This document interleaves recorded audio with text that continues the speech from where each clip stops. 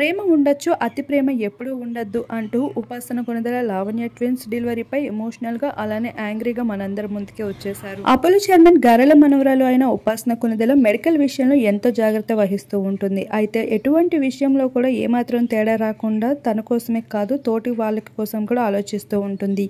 ఈ భాగంగానే చెల్లెలు లావణ్య త్రిపాఠి ప్రెగ్నెన్సీ విషయంలో తనకి ట్విన్స్ అనే విషయం తెలిసిన తర్వాత ఉపాసన కొణిదెల ఎన్నో విషయాల్ని షేర్ చేసుకుంది తనతో. అయితే అత్యంత జాగ్రత్తలు తీసుకోవాల్సిన సమయంలో అపోలో హాస్పిటల్లోనే తనకి చేర్చాల్సిందే అంటూ మొండి పట్టుబడుతూ వచ్చేసిందంట. ఈ భాగంగానే లావణ్య త్రిపాఠి తన ట్విన్స్ డెలివరీ అపోలో హాస్పిటల్లో జరిపించుకుంటూ వచ్చేసింది. అయితే తనకి ట్విన్స్ అనేది అతి తక్కువ నెలల్లోనే డెలివరీ కావడంతో తనతో పాటు పిల్లలకి కూడా ప్రమాదమని చెప్పినప్పటికీ లావణ్య త్రిపాఠి ఇక ఆ విషయాన్ని కూడా ఎదిరిస్తూ వచ్చేసింది.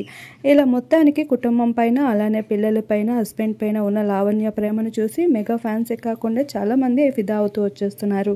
ఈ భాగంగానే ఉపాసన కొణిదెల అయితే మిగతా జనాలకి కూడా హెచ్చరిస్తూ వచ్చేసింది.